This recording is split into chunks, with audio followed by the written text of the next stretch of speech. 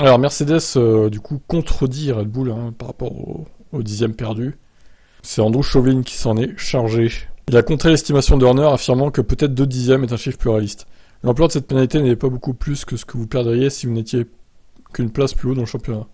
C'est pas aussi important que la pénalité à subir si vous êtes positionné à 2 places plus haut. Je pense donc que le décrire comme une draconien est une exagération.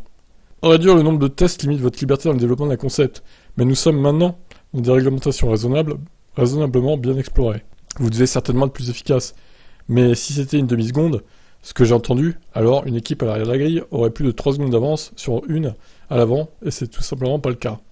Mais ça dépend de la façon dont vous prenez les décisions au cours de l'année. J'aurais pensé qu'un dixième ou un peu plus d'un dixième, peut-être 2 à la limite, à l'extrémité supérieure, et de manière réaliste ce que cela vous coûterait. Ouais, un dixième et demi, on va arrondir quoi. Là où ça serait coûteux, c'est si vous avez choisi un concept incorrect et que vous devez revenir en arrière. Ça supprime cette liberté d'explorer différentes avenues. Ouais, ok, je vois. Mais ils vont pas revenir en arrière, Red Bull. Ils tiennent un bon concept, là. Le non-respect des dépenses excessives de Red Bull par rapport au coût pertinent ajusté par les FIA était de 1,86 million de livres sterling. Mais l'instance dirigeante a reconnu que si un crédit d'impôt avait été correctement appliqué, les dépenses seraient de 432 000.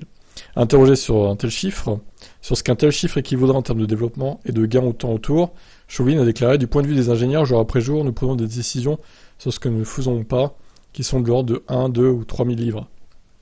C'est une partie normale de nos emplois. Nous savons ce que nous dépensons par rapport à ce que ça va nous rapporter.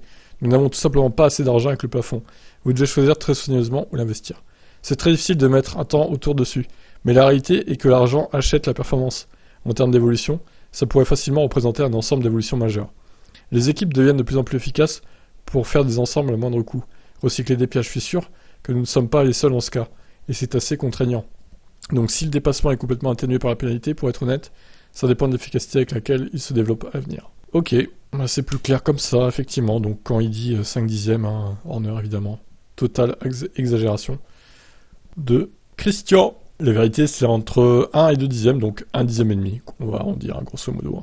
Je vous laisse commenter.